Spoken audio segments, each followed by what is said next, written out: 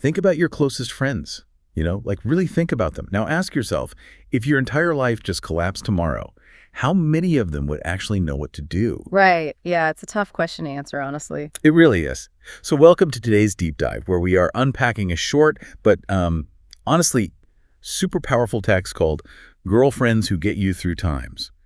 We're exploring the anatomy of ultimate loyalty. Exactly. The kind of friends who don't just sit in the sunshine, but actually stand with you in the storm. Yes.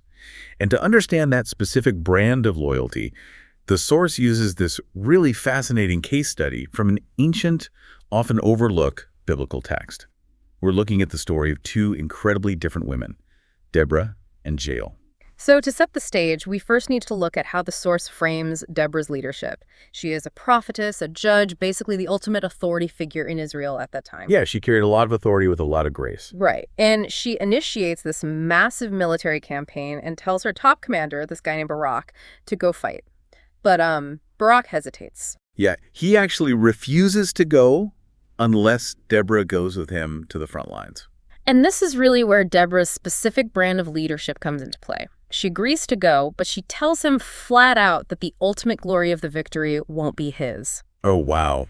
Yeah, she says it will fall to a woman instead. Wait, I always read this as, a highly secure, visionary CEO just delegating.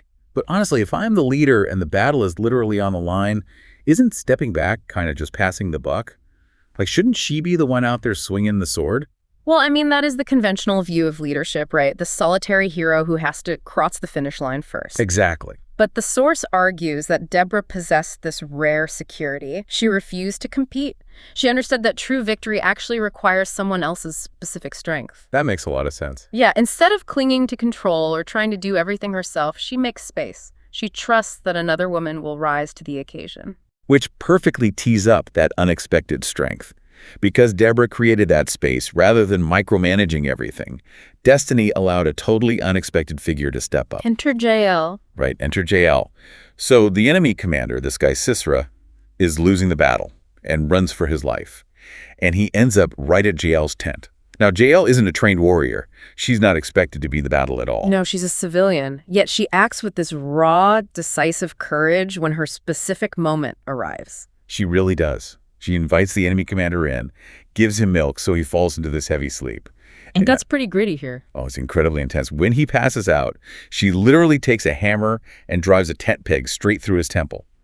She acts with this bold strategy to finish what Deborah's campaign started. It is wild. But isn't it amazing that the text specifically notes they weren't sisters? Like, they weren't even lifelong friends. Their loyalty just magically intersected at the exact moment destiny demanded it.